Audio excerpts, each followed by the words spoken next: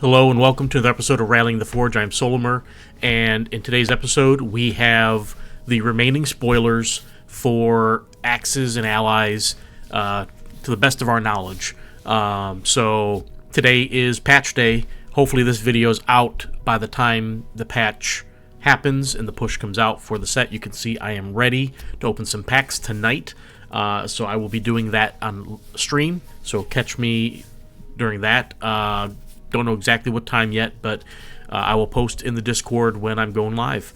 But that will be tonight at some point, obviously after this video drops. So, what was I going to say? The Battle Pass, if you haven't claimed all your rewards, do that now, because once they update the patch, this is going to go away and the new one's going to be there. It'll be purchasable for $10, or you can use Embers to buy it. We do not know the Ember price yet, so we will see what that cost is. Curious to see, because depending on how they convert it may be more advantageous to purchase it with Embers than dollars. So we'll see how that shakes out. If you look at Ember costs, $10 would be 100 Embers potentially. So I'm guessing maybe 100 Embers. But if you buy it at the 2,000 rate, you get 200 Embers for $10 versus the 100. So you get double the value. So you technically could buy this pack and pay, it would be equivalent to $5. Depending how you want to look at it. So we'll see what they have the cost at for Embers when that goes live. We'll probably cover it next video, maybe later in the week. I'll keep it I won't purchase it on my second account, my son's account. So yeah, make sure you claim all your rewards. You know, get all your cosmetics and whatnot, and claim all that stuff. The shop, obviously, this is potentially going to go away. I would assume it is going to.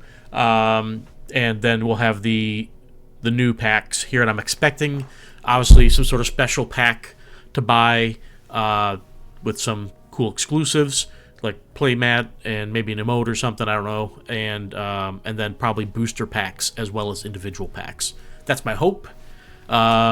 Always love special packs. You get pretty good value on them, so hopefully they'll have some, or at least one. But yeah, we'll do that live on stream, and let's just go right into the spoilers. The ones these were spoiled on X, on the SolForge Fusion X account, and then I have some additional spoilers that I don't know if anyone was going to release or not. 100X did hint towards it, and I'm going to spoil it.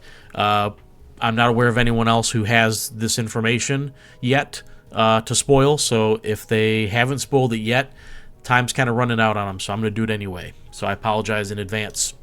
So the first thing is, this was on X, Undead Legion. This is the Nekrium spell. We had, in my previous video, we had Utera, we had Tempest, and we had Aloyan.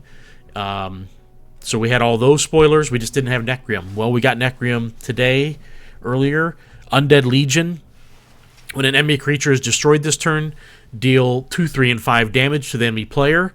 And when you play it, your warriors get pumped.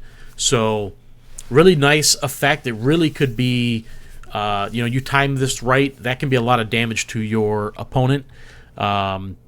This could be really good. I really like it. You pair this with a shambling creature. If they wipe your board, you're doing a lot of damage to your opponent in one go there. This really cool card, in my opinion. I really like it. I think as far as the spells go, this one's pretty cool, pretty decent.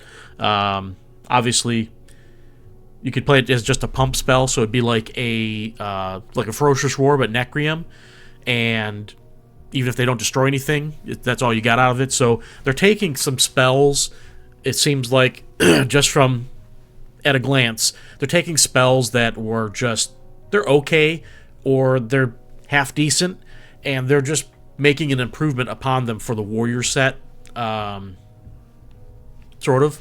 But I like it.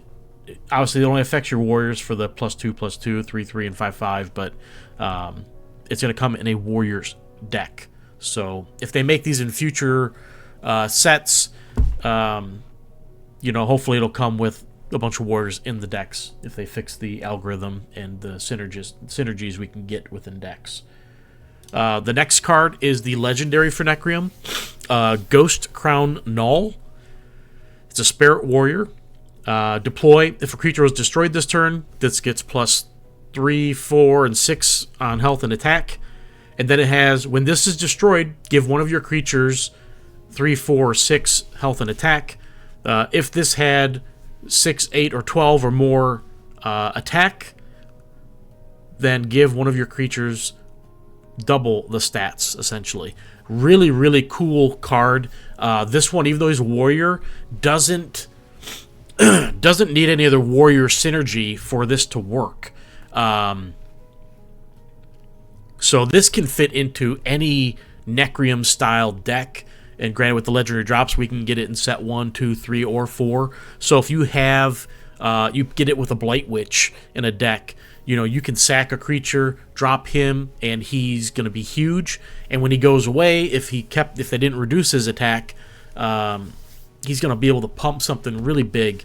That can be really nice too. You could also sack him to get that pump on maybe an unblocked lane to do, so much you can do with this card, and it doesn't really matter whether he's with warriors or not.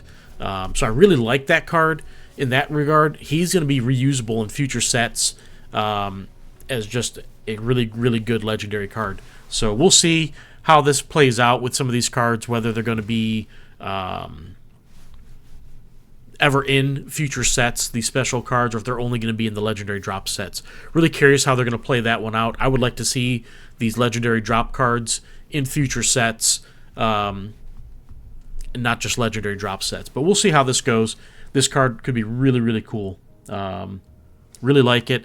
Really like that it's not dependent on other warriors or only affecting other warriors type of thing. So really cool in that regard. Okay. So this next part is going to be what I believe will be the first spoiler of these, and there's a couple to go through. So here we go. Sunder the Verdant. He is a Living Forgeborn. This is Utera. It's a 12/6. This is a level 3. The only version I have. I don't know if it's going to have multiple levels or just this level 3 version. I do not have that information. I'm sure someone much smarter than me can figure it out, but when we start pulling packs, we're going to find out, and we'll be able to see at that time. So, obviously, it's a warrior. It's a 12/6. It has 4 armor and breakthrough. When this deals damage to the enemy player, give this and your other warriors +3 health. It's pretty cool. So he's got a way to pump his health up to help survivability. You could have, if you had him paired with a Ghost Crown Null there, you could sack him and give him +12 at level 3. He's a 24/18 with 4 armor and breakthrough. Pretty stout. And then he's pumping all your warriors up, keeping them alive as well. So really, really cool card. Love the art there. And again, this is Utera. So pretty cool. Living Forgeborn. We then have Cinderstorm Tempest. So it's a 5/11, low attack, high health. It's aggressive. Activate. Deal 4 damage to one of your other creatures to give it and this +5 attack. So that's really cool, really nice. You can pump up his attack and another creature's attack and deal that 4 damage. I was thinking with the Varia Bloodshade how that's going to hurt cards like Thundersoar so much if you can't pump it up immediately. Those cards could become bad cards that were once semi-decent cards or good cards to have in general. This kind of card out on the board would let you drop your Thundersoar, instantly pump it really high so it can't just be killed off. So there could still be a good use for this. You can also use it with shardbacks. So you can get this in any set. You could get this in a shardback deck, and now you've got a way to pump that shardback and damage it and have it trigger as well. So really cool card. I like it. There's going to be ways to pump health with these creatures, whether you're using like a Verlana or the previous card type, things out there. Whether you, all sorts of stuff, lots of possibilities with this card. So again, only level 3 version known to me. We have Nekrium Sunder Eternal Wind. It's a 5/8. So far the lowest of the stats. Nekrium. Deploy. Give an enemy creature -5 health.